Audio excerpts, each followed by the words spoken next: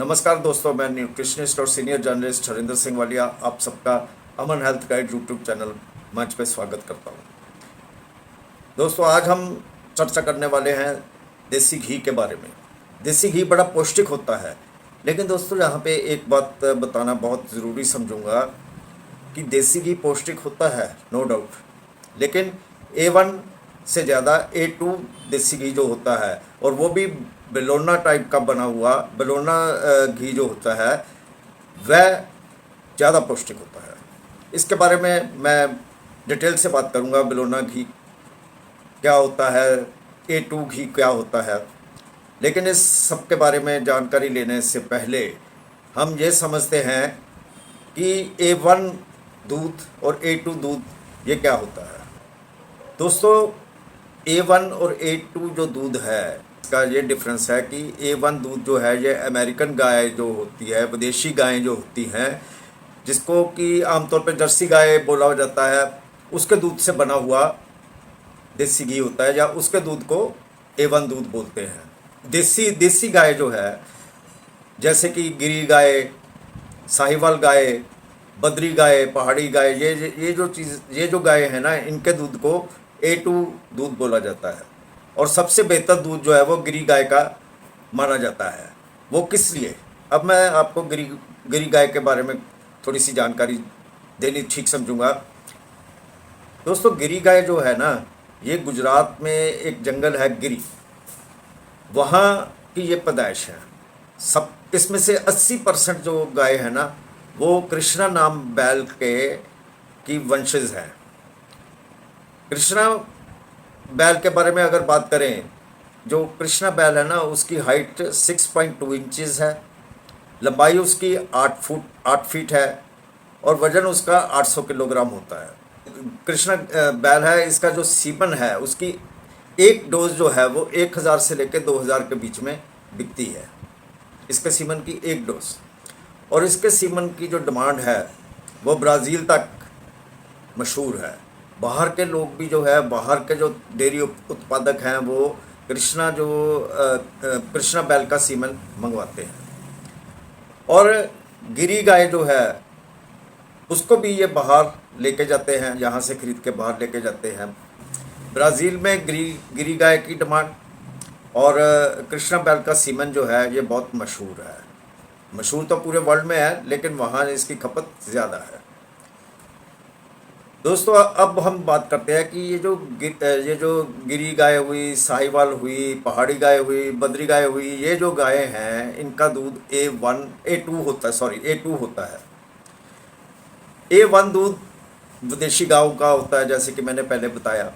अब A1 A2 में फ़र्क क्या है? A1 दूध में A1 बीटा कैसिन होती है, और A2 दूध में A2 बीटा कैसिन होती है। दोस्तों, आपको वो जान के हैरानी होगी कि गिरी गाय जो है वो 30 से लेकर 80 लीटर तक दूध एक दिन में दे सकती है। मैं गिरी बोल रहा हूँ, गिर गाय। और गिर गाय का A2 जो दूध है, उसकी खासियत क्या है? इसके दूध में 97% जो है वो 80 प्रोटीन पाया जाता है। गिर गाय के दूध में 4.5 से लेकर 6% तक फैट पाया जाता है। और गिर गाय के दूध में 8 प्रकार के प्रोटीन, 6 तरह के विटामिन, 21 तरह के अमीनो एसिड, 11 तरह के चर्बी युक्त एसिड, 25 तरह के खनिज तत्व, 16 तरह के नाइट्रोजन यौगिक, 4 तरह के फास्फोरस यौगिक, 2 तरह की शर्करा पाई जाती है। गिर गाय के दूध में ओमेगा-3 फैटी एसिड भी पाया जाता है, जो कि मानव शरीर के लिए काफ़ी फ़ायदेमंद होता है। सो इसी से आप समझ सकते हैं कि A1 और A2 दूध में क्या फ़र्क है। अब हम बात करते हैं देसी घी के बारे में और बेलोना घी के बारे में। दोस्तों, किसी वक्त हाथरस जो है ना, वो देसी घी की बहुत बड़ी मंडी हुआ करती थी और बहुत मशहूर थी। लेकिन चंद पैसों के लिए कुछ व्यापारियों ने क्या किया कि हाथरस का नाम बदनाम कर दिया, क्योंकि दूध में जो है वो मिक्सिंग करनी शुरू कर दी उन्होंने, और हाथरस का घी बता के उसको बेचने लग गए, जिस वजह से हाथरस की बदनामी हो गई। ये जो नकली घी है ना, ये बनता कैसे है? दोस्तों, मैं यहाँ पे इसकी कंपोजिशन तो बताऊंगा, लेकिन वो कितनी कितनी मात्रा में होनी चाहिए वो मुझे पता तो ज़रूर है, लेकिन मैं उसको इस मंच पे डिस्क्लोज़ नहीं करना चाहता। मैक्सिमम इसमें जो है वो पाम ऑयल लिया जाता है। उसके उससे थोड़ा काम जो है वो वनस्पति घी लिया जाता है, और उससे भी थोड़ा काम जो है वो रिफाइंड ऑयल लिया जाता है। एक खास रेशो में लिया जाता है। 15 किलो 15 किलो देसी घी बनाने के लिए, यानी कि 1 टिन जो है वो देसी घी बनाने के लिए। तो इसके अलावा सारा खेल जो है वो एसेंस का है। देसी घी की एसेंस बना दी जाती है, जिसके चलते इसके अंदर देसी घी की खुशबू आती है और टेस्ट भी आता है। लेकिन ये है सारा नकली, इसमें देसी घी की कोई भी बात नहीं। लेकिन ये जो इसकी कंजम्पशन जो है ये बहुत ज़्यादा है। जो बाहर के कुछ रेस्टोरेंट्स हैं, ढाबे हैं, या फिर जो कमर्शियल तौर पे जो खाना बनाते हैं, उनमें से कुछ लोग जो है वो तो सही देसी घी इस्तेमाल करते हैं, लेकिन उनमें से ज़्यादातर लोग जो है ये मिलावटी घी जो है ये इस्तेमाल करते हैं। जो विदेशी गायों का दूध है वो डायबिटीज़ और हृदय रोग को बढ़ावा देता है, और पचने में भी वो तकलीफ़ देता है, यानी कि जल्दी से पचता नहीं है। लेकिन गिर गाय, साहिवाल और बद्री गाय जैसी जो गाय हैं, देसी गाय है, उनका दूध जो है वो A2 क्वालिटी का होता है, और वो जल्दी से पच भी जाता है और नुकसान भी नहीं करता है।